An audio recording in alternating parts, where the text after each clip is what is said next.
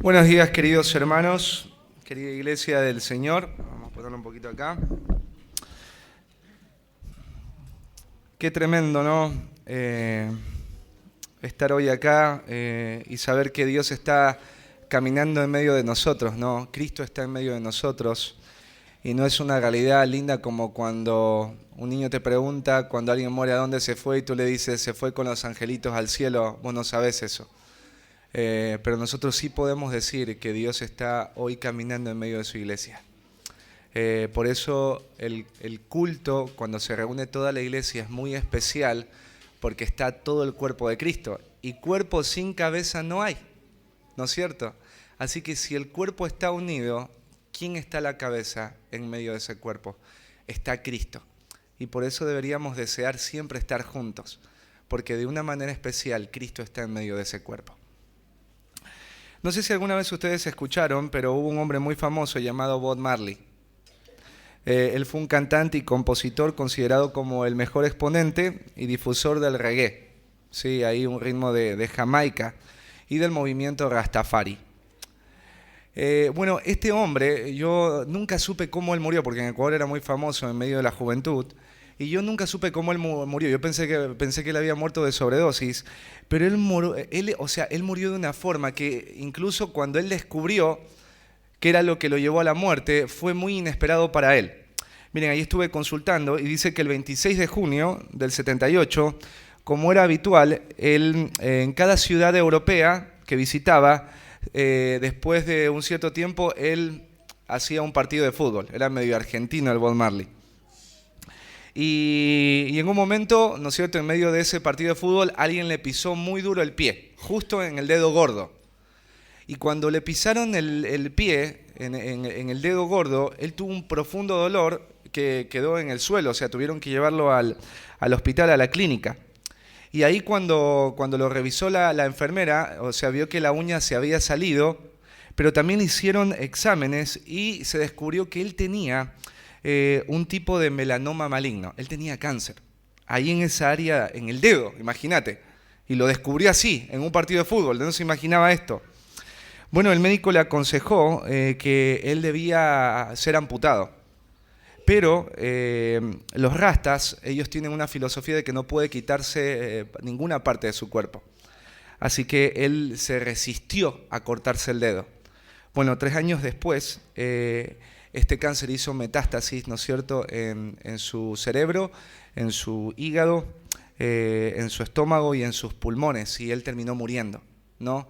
Él tuvo un diagnóstico inesperado y frente a este diagnóstico inesperado, él se quedó de brazos cruzados. Él no hizo lo que debió de haber hecho, no debió de haberlo corregido.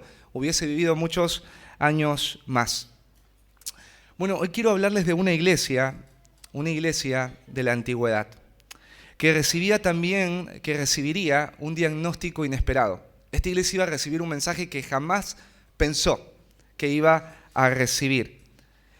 Y frente a este mensaje, este diagnóstico, esta iglesia iba a tener que tomar una decisión, y era corregirlo.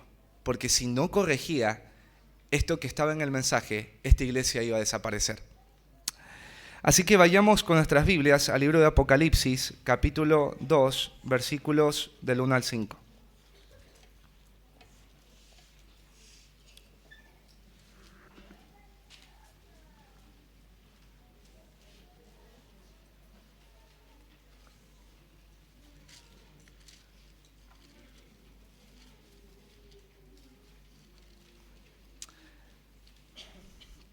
Bueno, el libro de Apocalipsis es el último libro que se escribió, lo escribió el apóstol Juan. Él ya estaba muy viejito y había sido exiliado a una isla ahí en el Imperio Romano, la isla de Patmos.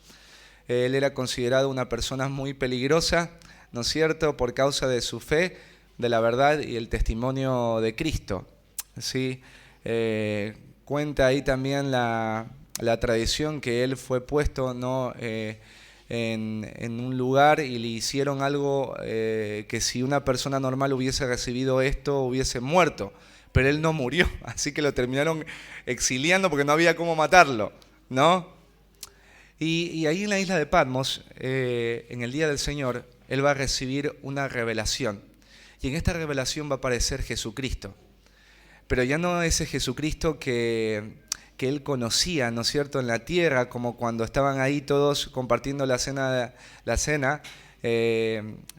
ahí de la Pascua, y él se recostó en el pecho, porque cuando Juan vio a este Cristo, él se puso sobre sus rodillas, él fue puesto en el suelo, ¿no es cierto?, quedó clavado en el suelo al ver la gloria de Cristo, ¿sí?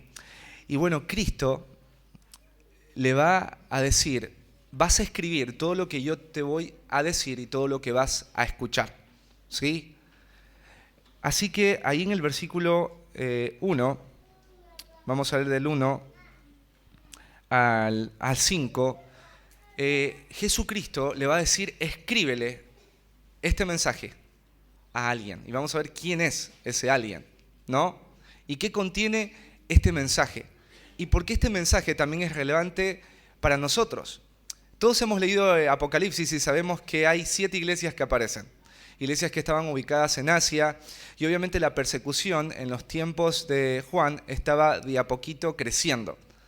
Y muchas iglesias podrían ser tentadas a pensar que Dios no era tan fuerte como ellos creían, o pensar que el mal tiene el mismo poder que el bien. Y el libro de Apocalipsis es un libro de aliento para todas las iglesias, no solamente de aquel tiempo, sino las iglesias de este tiempo. Y el mensaje es de esperanza.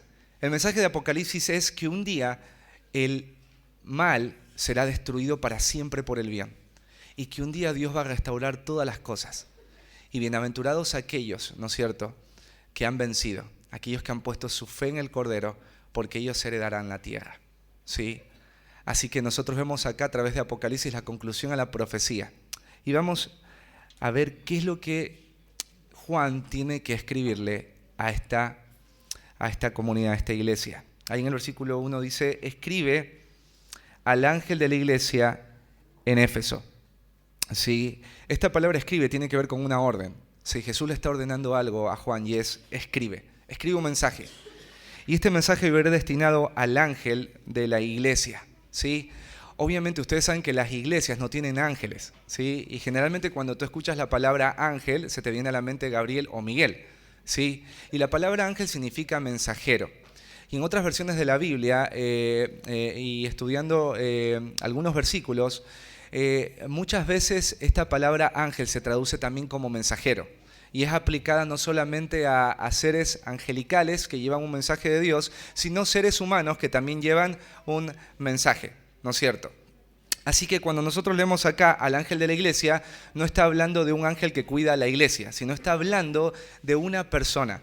Lo más posible, de acuerdo a este concepto, es que sea al pastor, al anciano, al presbítero o al obispo de esa iglesia, al hombre que estaba liderando. Así que este mensaje tiene que llegar a este hombre. Y bueno, ¿cómo funcionaba la iglesia primitiva? Bueno, cuando las cartas llegaban de los apóstoles tenían que leer estas cartas a la comunidad, ¿no es cierto? Pero cuando no estaban los apóstoles, los que leían estas cartas y enseñaban a la iglesia eran los ancianos, los obispos, los supervisores. Y la iglesia tenía que escuchar atentamente esto, porque aunque había sido escrito por un hombre, era la revelación de Dios para ellos a través de los apóstoles, que él mismo había apartado para uno de esos propósitos, ¿no es cierto? Así que, ¿qué es lo que va a decir Cristo en este mensaje? Lo primero que va a hacer es presentarse, ¿sí? Imagínate que tú eres la iglesia ahí en Éfeso y el ángel, ¿no es cierto?, se levanta, en este caso el pastor, el anciano, y no es un ángel porque sea un ser sobrenatural, es simplemente un ángel en el sentido de que tiene que dar un mensaje que le ha sido enviado por Dios. Punto, no hay nada más de especial en eso, ¿no? Dice acá Jesús, así se presenta: como el que tiene las 7 estrellas en su diestra, en su mano derecha. El que anda en medio de los 7 candeleros de oro, dice esto. Entonces, ustedes saben que el libro de Apocalipsis utiliza símbolos, figuras, y a veces el desafío en Apocalipsis está en encontrar cuál es el significado, ¿no? En este caso de las 7 estrellas y los 7 candeleros, ¿no? Bueno, pero gracias a Dios que tenemos, ¿no es cierto?, la misma Biblia para ayudarnos, y ahí en el versículo 20 del capítulo 1 nos dice cuál es el simbolismo de las estrellas y de los candeleros. Dice: el misterio de las 7 estrellas que has visto en mi diestra y de los 7 candeleros de oro es este. Las 7 estrellas son los ángeles de las 7 iglesias, los pastores, los líderes de esas iglesias. Y los 7 candeleros que has visto son las 7 iglesias, ¿sí? Así que los candeleros son las iglesias y las estrellas son los pastores o líderes. Y es interesante porque él dice que él tiene estas estrellas en su mano derecha. Y es interesante, y para mí fue un gran consuelo entender esto. Todo pastor o líder está en las manos de Cristo. Y Cristo los sostiene, Cristo le da el poder a estos pastores y Cristo les da la autoridad a estos pastores para que hagan la labor a la que han sido llamados.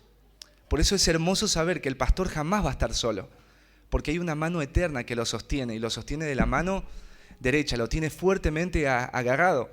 Por eso cuando una persona de la iglesia maltrata o es indiferente a la voz de un pastor, está siendo indiferente y menospreciando el mensaje de Dios, porque Dios le ha puesto a ese ángel, Dios ha puesto a ese mensajero, ¿no es cierto?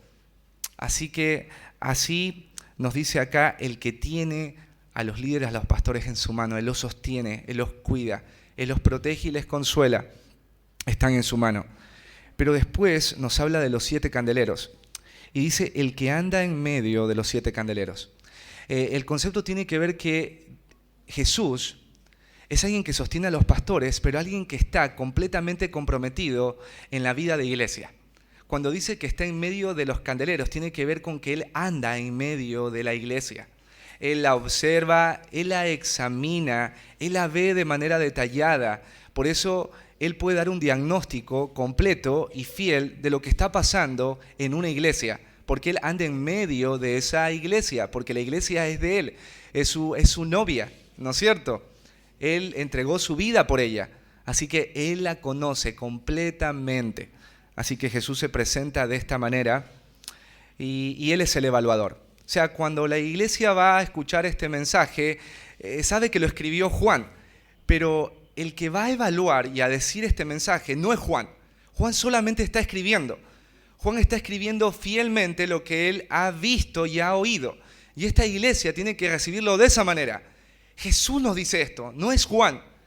Jesús, el que tiene a este pastor en la mano. O sea, yo no puedo pensar que este mensaje no es un mensaje fiel, porque la Biblia dice acá Jesús que Él sostiene a este pastor. Yo tengo que escucharle, pero también yo tengo que escucharle porque Él anda en medio de la iglesia. Él va a hacer un examen de nosotros. Él va a hacer un diagnóstico y tenemos que escucharlo y responder ante este diagnóstico. Y empieza ahí en el versículo 2 diciendo, yo conozco. Mira, si yo te pregunto quién es la persona que más te conoce, puedes decir que quizás sea tu madre, ¿no es cierto? O quizás puedes decir tu esposa, ¿no? O tus hijos. Y la verdad es que sí, los que están viviendo contigo son las personas que más te conocen, pero no te pueden conocer con precisión, ¿sí? Lo que conocen de ti es tan pequeño, ¿sí?, que es fácilmente que tú puedas ocultar información, intenciones y motivaciones. Pero en el caso de Dios, a Dios no se le puede ocultar nada. Cuando Él dice yo conozco, ¿sí?, quiere decir que ante Dios está expuesto toda tu vida. O sea, no hay nada en tu vida que no esté desnudo delante de sus ojos. Él conoce tus pensamientos, tus intenciones, los motivos que te llevan a hacer lo bueno, lo malo. Estás desnudo delante de Dios. Incluso Él no solamente conoce lo que estás diciendo, lo que estás en este momento motivado a hacer. Él ya sabe todas tus palabras antes de que salgan. Él conoce desde lejos las motivaciones que vas a tener de acá el próximo año. Él lo conoce todo y Él conoce a su iglesia. Él conoce a su iglesia. Y como Él la conoce, bueno, Él va a decir, yo les voy a decir algo a ustedes. ¿Qué es lo que Él conoce? Mira, esta iglesia se caracterizaba por obras. Yo conozco tus obras. Esta iglesia abundaba en obras. Era una iglesia que siempre estaba en movimiento. No era para nada pasiva. Ellos siempre estaban buscando nuevos proyectos, haciendo nuevos planes, proponiéndose nuevas tareas. No era una iglesia perezosa.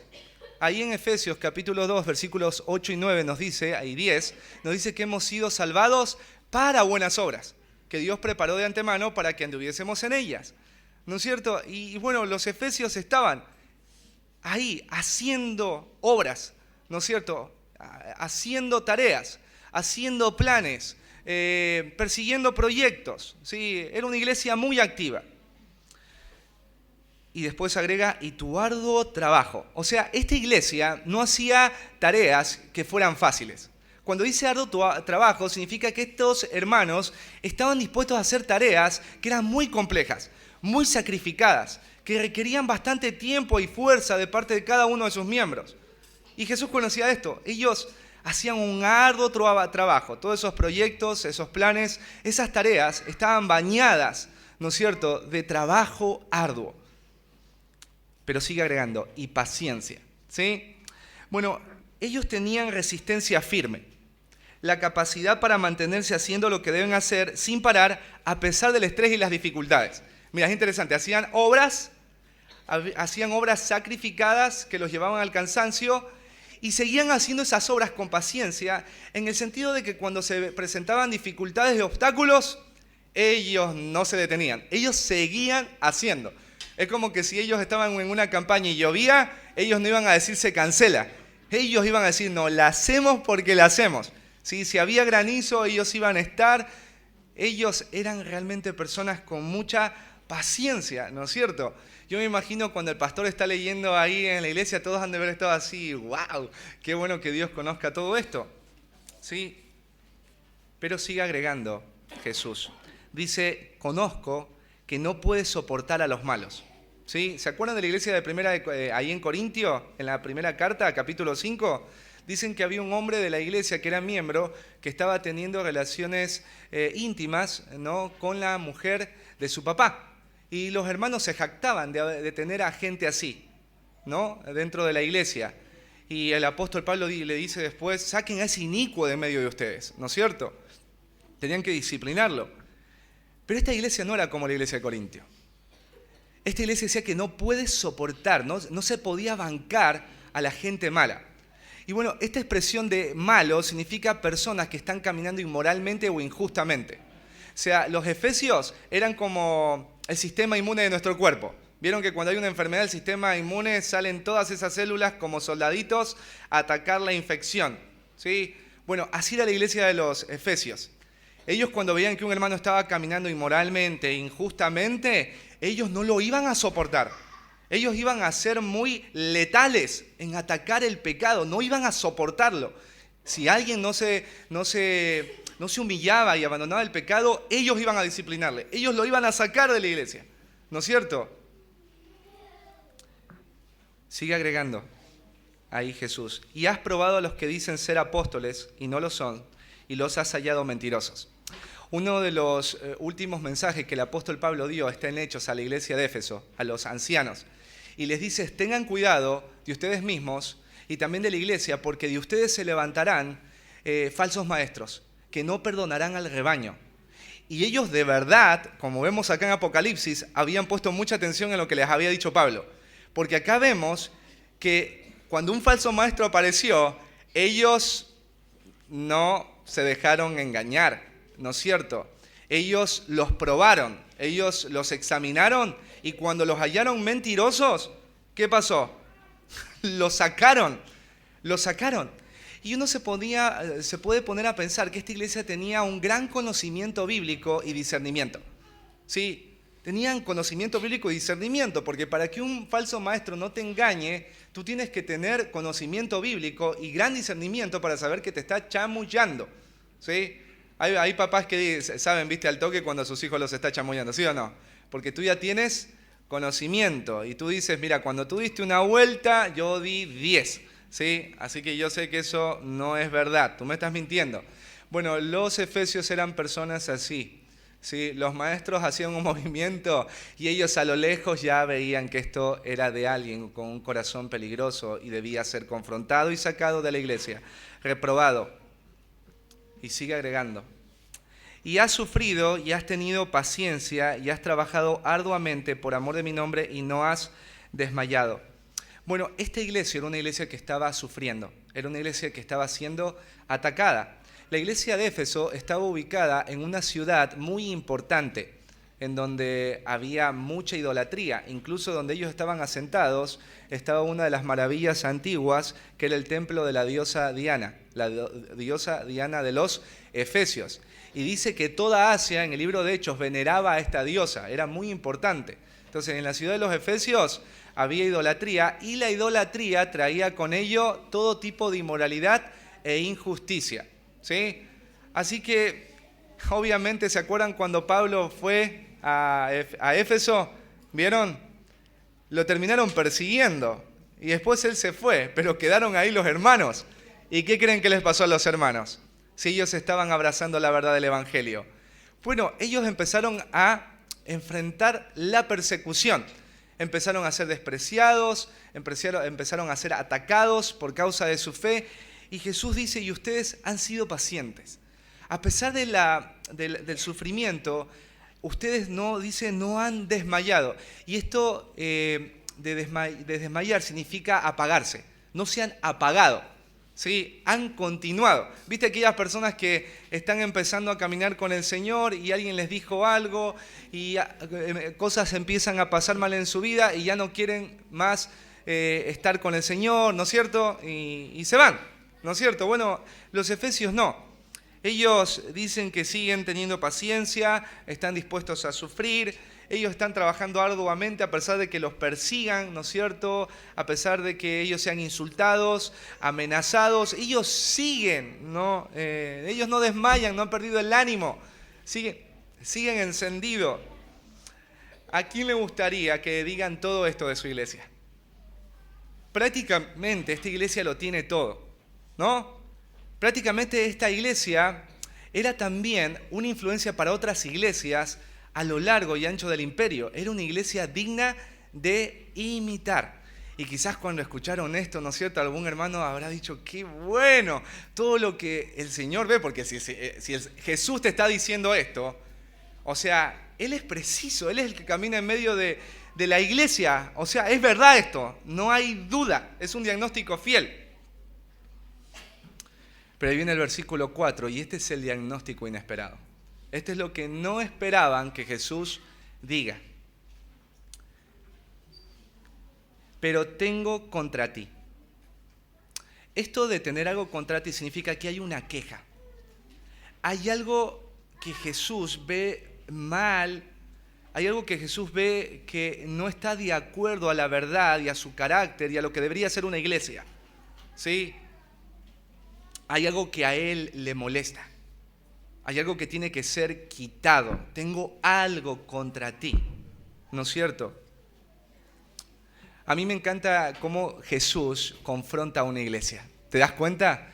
Primero le marca todas las cosas que están bien, donde está la gracia. Y después de eso va a decirle lo que hay que corregir, lo que hay que cambiar. ¿Qué es lo que tiene contra la iglesia? ¿No es cierto? Dice ahí que has dejado tu primer amor. Que has dejado tu primer amor. Ellos han abandonado algo. Ellos están alejados de algo. Y es el primer amor o el amor que tenían en el principio. ¿Qué quiere decir esto? Bueno, ellos no son cristianos bebés. ¿Saben cuánto tiempo habrá pasado después de que la iglesia se fundó y cuando recibieron este mensaje? Pasaron entre 35 y 40 años. Nosotros como iglesia tenemos la mitad de años que ellos. Así que ellos eran una iglesia que ya había vivido un montón de experiencias. Imagínense en 40 años como iglesia. Es un montón, casi medio siglo. Y ellos en este punto eran hábiles, ¿no es cierto?, como vimos, en hacer el ministerio, en exponer y defender la verdad. Pero este amor que fue notorio en el principio ya no era fuerte. Era frágil, estaba debilitado. La pregunta es, ¿el amor por quién? Bueno, este amor, la palabra amor es el amor ágape. Y podríamos decir que el mensaje no solamente está relacionado a que ellos han dejado de amar como en el principio a Dios, sino que al dejar de amar a Dios como lo amaban en el principio, ellos han dejado de amar como en el principio a los hermanos y también a los perdidos.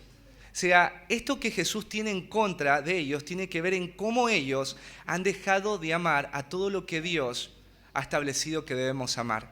a Él, a los hermanos y también a los perdidos. En el principio la iglesia no tenía este tipo de problema, porque ahí en Efesios capítulo 1, versículos 5 o 6, mira, veamos y revisemos un momento.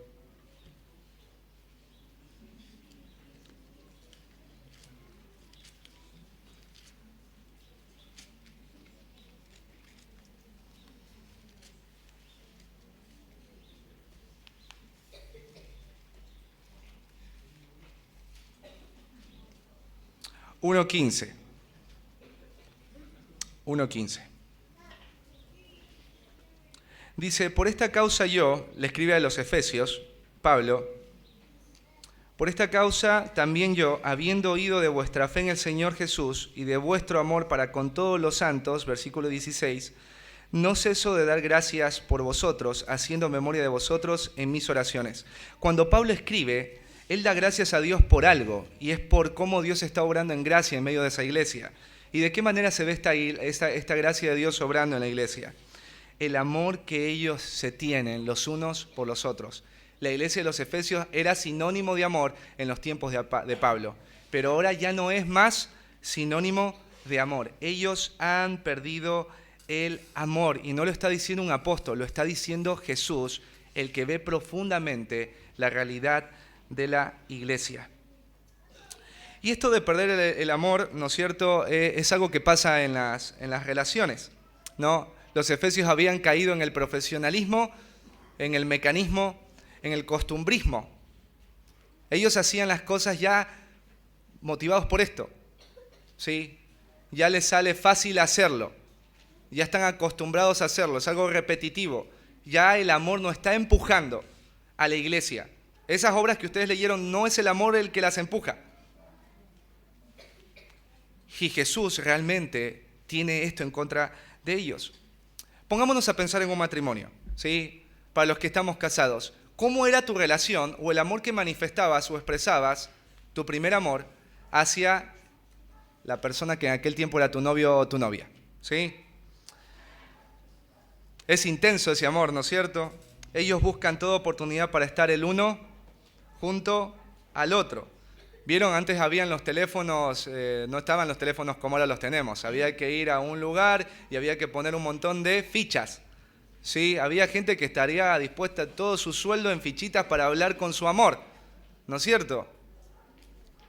Cuando uno empieza, la vida matrimonial es así, es un amor intenso, los dos buscan estar el uno cerca del otro, desean verse, escucharse, contemplarse.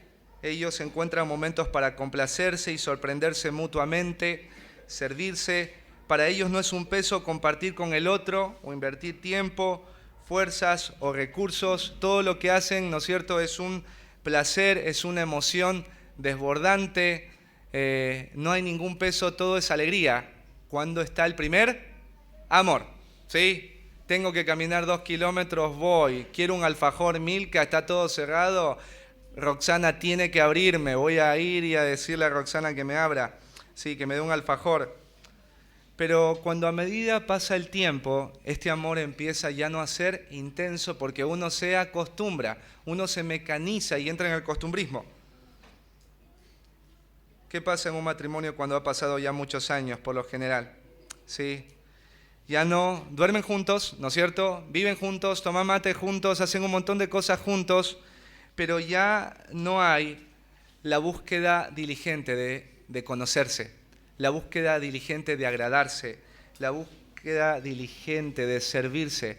Ahora ya verse a veces es un peso, a veces hacer algo por el otro es una molestia, ¿no es cierto? Ya no se contemplan, ya no se miran, ya no se escuchan. Lo que los mantiene unidos en esa casa no es el amor, sino la costumbre.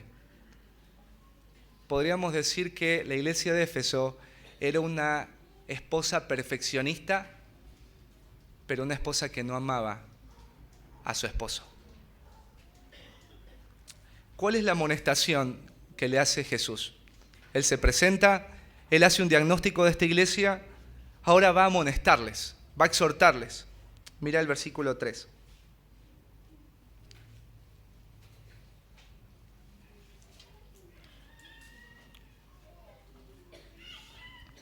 el versículo 5. Dice, recuerda por tanto de dónde has caído y arrepiéntete, y haz las primeras obras, pues si no, vendré pronto a ti y quitaré tu candelero de su lugar si no te hubieres arrepentido. La primera orden para salir de esto es recuerda. ¿Sí? ¿Qué significa recordar? Traer a la memoria. ¿Y qué es lo que tienen que traer a la memoria? ¿De dónde has caído? Ellos tienen que volver al pasado. Y ellos tienen que preguntarse cómo fue el amor que le demostrábamos a Cristo, a los hermanos y a los perdidos en el principio.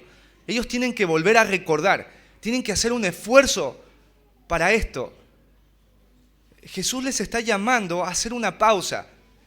En cierto libro, un autor, Wayne Cordeiro, dice lo siguiente: es necesario en la vida hacer una pausa para ver hacia dónde estamos yendo y en qué nos estamos convirtiendo. Ellos debían hacer una pausa en medio de todo el activismo, en medio de todo lo que están haciendo, en medio de todas esas obras, en medio de todos esos sacrificios, para preguntarse, ¿estamos amando a Jesús, a los perdidos y a los hermanos como amábamos al principio? Y ese es el punto. Recuerda para ver de dónde has caído, de dónde te has alejado. ¿Sabes? Cristo tuvo que escribirle a esta iglesia este mensaje porque cuando tú has dejado de amar no es algo de lo que te das cuenta. No es que cuando vos has dejado de amar vos dices, yo he dejado de amar y ahora tengo que cambiar. No. Cristo mismo va a mover a la iglesia cuando se ha alejado del amor a hacer que esa iglesia vuelva al amor.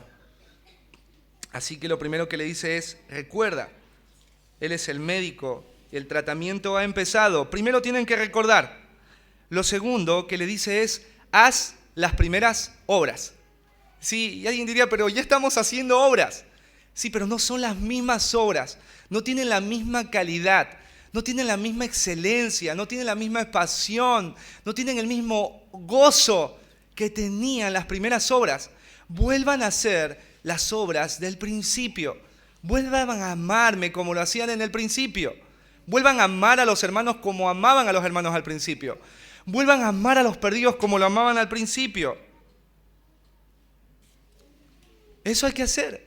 Y después dice, y arrepiéntete. ¿Qué significa arrepentimiento en este sentido? Significa cambio de mentalidad. ¿Sí? No sé si en algún momento vos estabas ahí, a mí me pasó muchas veces, ¿sí? Porque a veces soy muy volado. ¿Sí? Yo estaba ahí en Ecuador y yo juraba que ese micro me dejaba en la casa. Y ya cuando empecé a no ver edificios sino montañas, ya me preocupé. Porque ya no era mi casa. Ya no era la dirección en la que tenía que ir.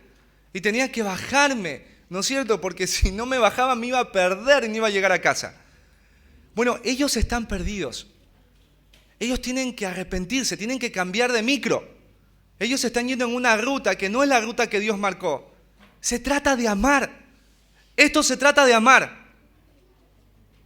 Ustedes están haciendo todo esto, pero se trata primero de amar. Ustedes han dejado de amar. Vuélvanse. Cambien de mente, cambien de ruta. Vuélvanse. Mira, quiero animarte a esto, ¿sí? A un ejercicio pequeño. Ponte a pensar cuando recién conociste a Jesús. Leías muchos capítulos de la Biblia sin aburrirte, por ejemplo. Te alegrabas mucho cuando entendías algo de la Biblia y te quebrantabas. Mira lo que descubrí. Y llorabas. Y eras movido a cambiar. Y decías, gracias Dios. Te emocionabas cuando llegaba el domingo porque ibas a compartir con los hermanos. Querías abrazar a todos los hermanos y saludarlos a todos. Estabas lleno de amor. Llegabas primero al culto, a la reunión y te ibas al último. Vos no querías que nadie no sea besado por ti. ¿No es cierto? Querías compartir con los desconocidos el mensaje del Evangelio. Te angustiaba que una persona no conozca a Cristo y vaya al infierno. Y empezabas a pedir por tu familia que estaba perdida, por tus amigos que estaban perdidos. ¿No es cierto? Y llorabas por ellos ahí en tu cama. Abrías las puertas de tu casa para hospedar a otros sin murmurar. Era un placer para ti recibir a los hermanos.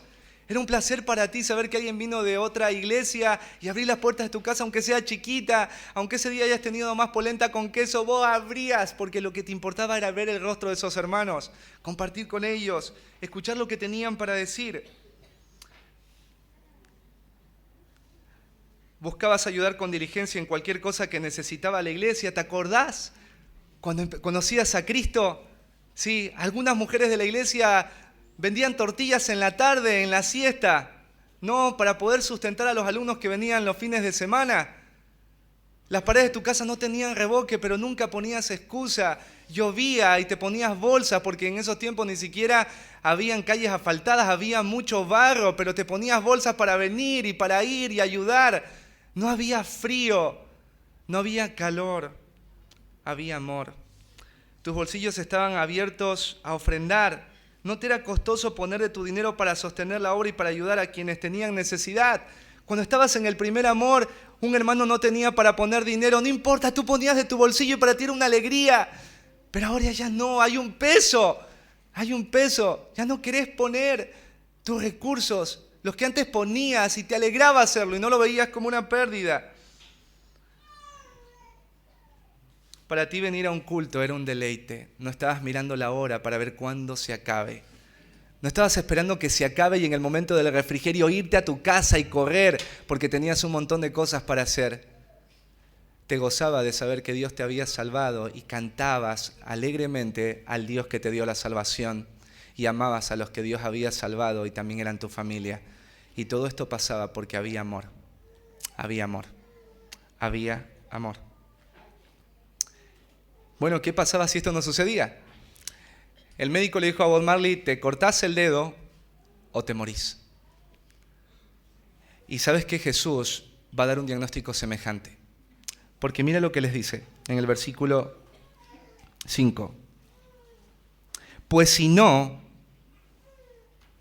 o sea, si esto no ocurre, si no recuerdas, si no haces las primeras obras, si no te arrepientes, pues si no haces esto, vendré pronto a ti y quitaré tu candelero de su lugar si no te hubieres arrepentido. A ver, esto es muy triste porque el hecho que la iglesia no tenga más un candelero significan dos cosas, básicamente. La primera es que la iglesia ya no va a tener más testimonio y lo segundo, que es lo que sucedió, es que la iglesia desapareció. Y ¿saben qué, hermanos?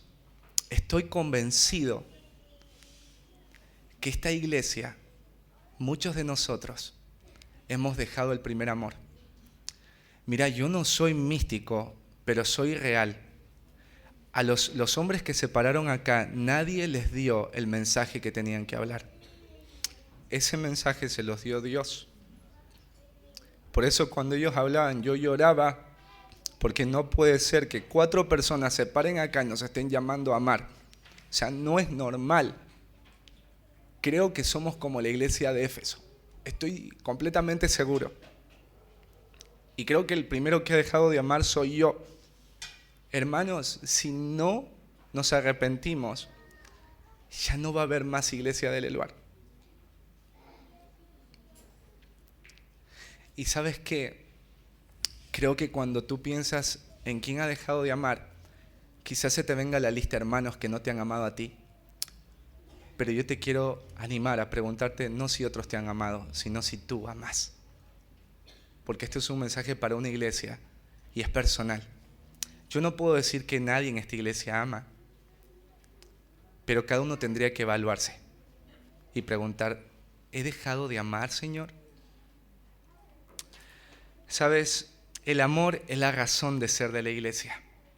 El amor, en otras palabras, es lo que hace que una iglesia sea una iglesia. Alguien podría decir, pero esta iglesia es perfecta, Señor. Parecería que Jesús está cometiendo una injusticia, es una exageración. ¿Por qué Jesús trata de esta manera a esta iglesia? No hay inmoralidad, no hay injusticia, no hay idolatría. Todos cumplen, todos asisten a las reuniones, luchan con el pecado.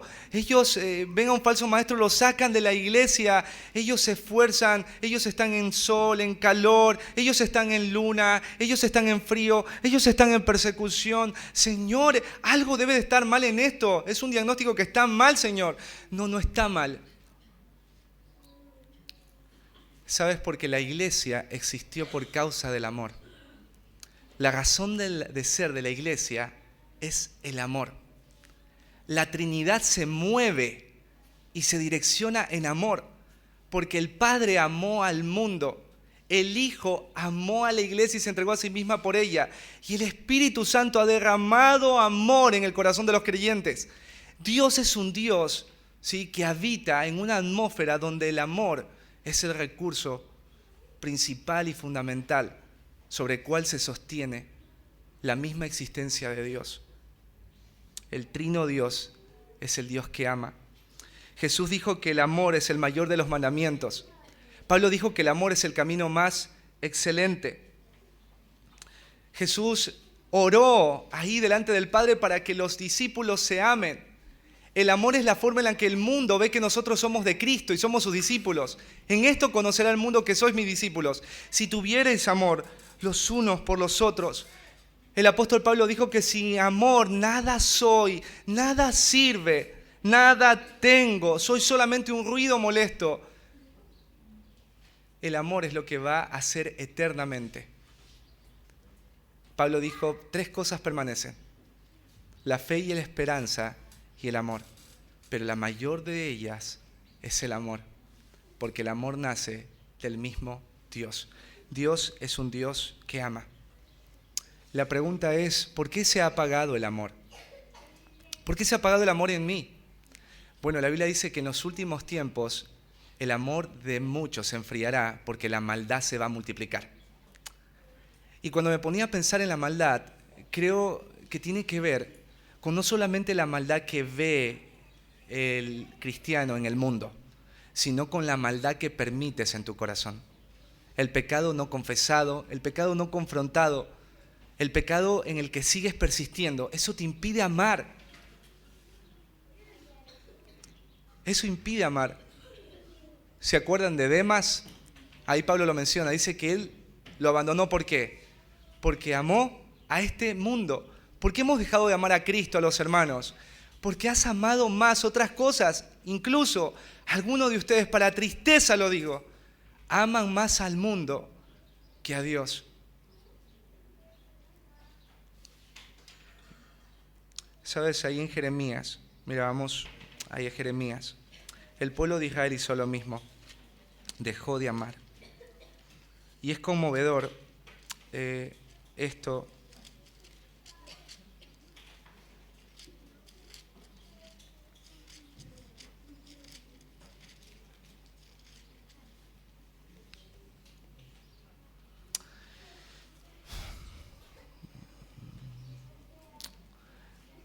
Versículo 4 al 13.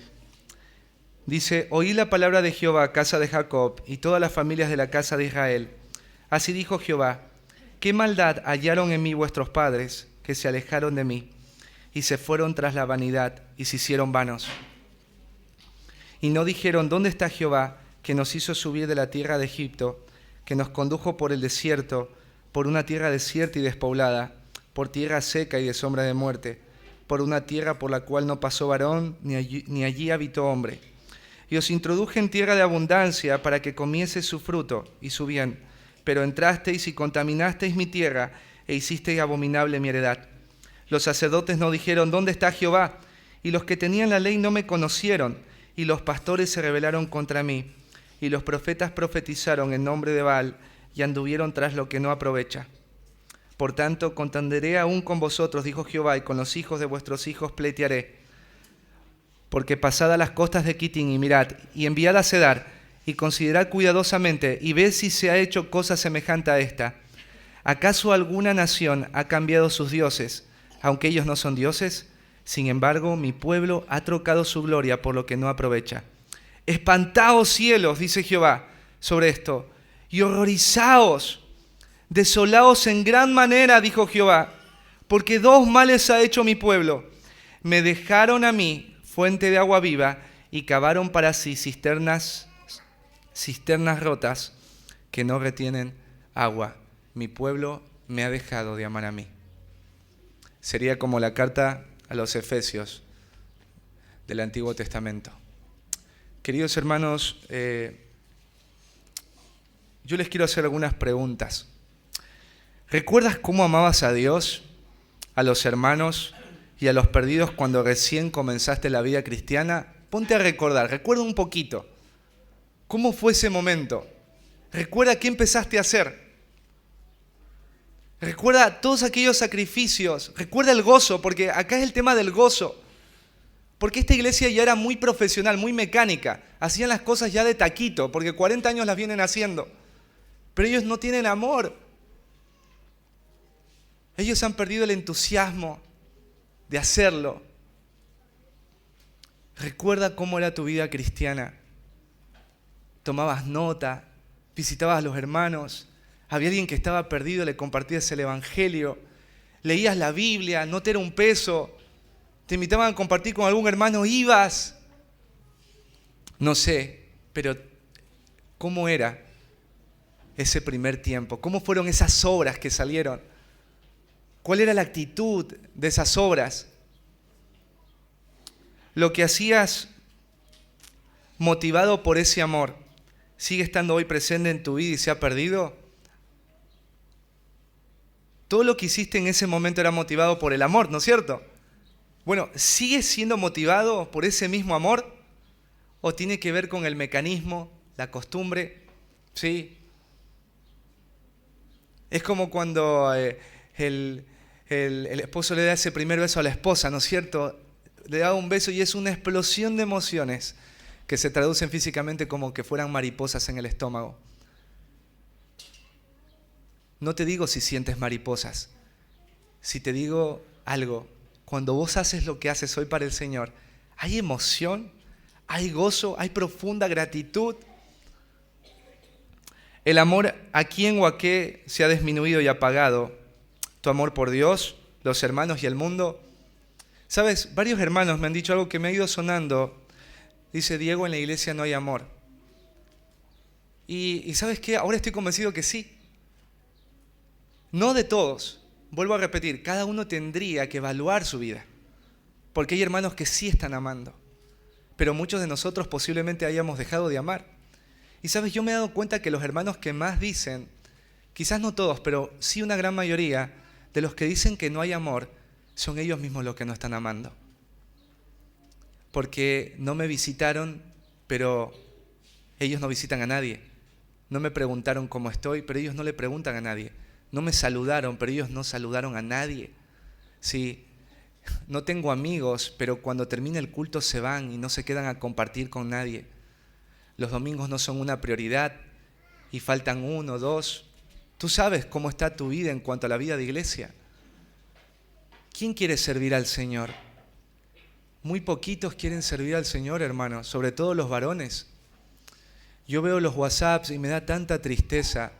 Están dispuestos a jugar fútbol, pescar, ir a visitar a las familias a altas horas de la noche, en frío y en calor. Pero a tu familia con la que te vas a quedar en la eternidad, porque escucha, si tu familia no conoce a Cristo, en la eternidad no les vas a ver. Los únicos que vas a ver somos nosotros. Esta es tu familia eterna. Pero ya muchos de ustedes ni siquiera ven a la iglesia ya como familia. Por eso los domingos ya no son una prioridad, porque ya no voy a ver a mi familia. ¿A qué hermanos invitas a comer a tu casa?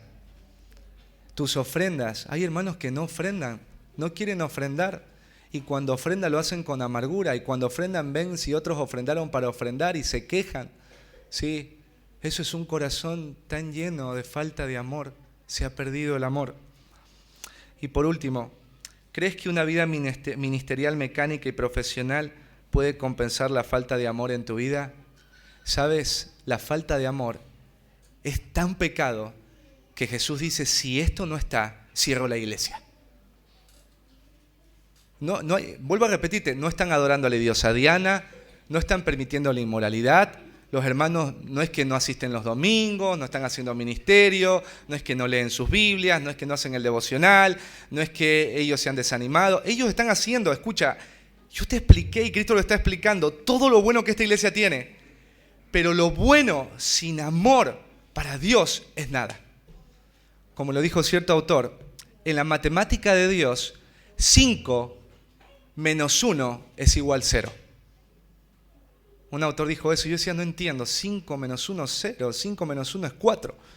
Sí, no, la matemática de Dios es 5 menos 1 es 0. ¿Por qué? Porque ahí en 1 Corintios 13 dice, si yo hablase en lengua, si no tengo amor, simba lo que agatiñe. Si tuviera la fe y no hay amor, ¿sí? Si tuviera conocimiento y no hay amor, no sirve. Si repartiera mis bienes para dar, 4, no sirve. Si diera mi cuerpo para ser sacrificado, imagínate, sin amor, no sirve. 5 cosas que quizás tú hoy tengas sin amor, para Dios es 0. Y Dios es tan importante, Dios le importa mucho lo que está pasando en esta iglesia. Y no sé si a ti te da escalofríos, pero yo me gozo, porque puedo decir que si Dios nos está dando este mensaje, no es porque Él esté enojado, es porque Él ama a la iglesia. Y Él quiere seguir usando a su iglesia y a cada uno de ustedes, porque dice que la iglesia, ¿qué es? Los 7 candeleros. ¿Para qué sirven los candeleros? Para alumbrar. Y ahí en Filipenses dice que nosotros, la iglesia, somos luminares que resplandecen. ¿En dónde resplandecen? En una sociedad contradictoria y oscura. Bueno, tú y yo vamos a ser de bendición al mundo, a los hermanos, y vamos a glorificar a Dios solamente con esto: amor. Amor.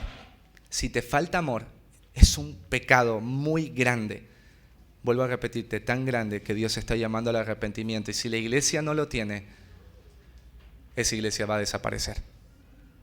Hermanos, no sé cuánto tiempo más estemos acá, pero sí te quiero alentar a algo. Si solamente hay un grupito de 5 que amen, Dios va a levantar a esa iglesia. Un pequeño fuego quema un gran bosque. Me imagino 5 hermanos que empiecen a amar. O en este caso la responsabilidad más grande, un pastor que ame primero.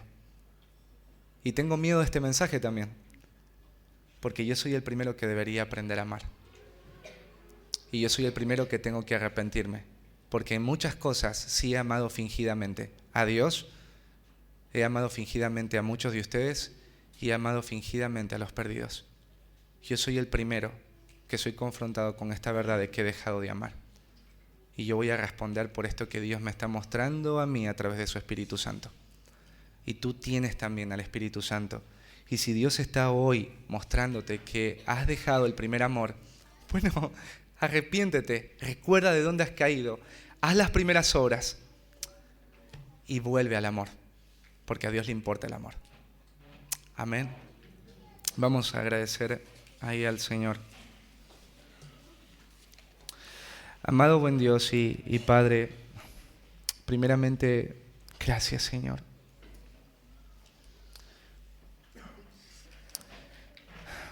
Señor,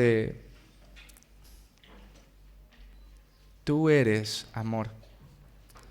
Tu palabra nos dice que tú tienes amor. Tú eres la esencia misma de tu persona, es amor. La Trinidad habita en amor, expresa en amor. Nosotros podemos decir que todo lo que tú haces, Dios, está bañado, resguardado e influenciado por un amor perfecto. Señor, y tú hoy has usado tu palabra y a cada hermano en particular como mensajero para alertarnos sobre esto que tú estás viendo hoy en la iglesia de Parque El Eluar. Y es que muchos de nosotros, Señor, hemos abandonado el primer amor.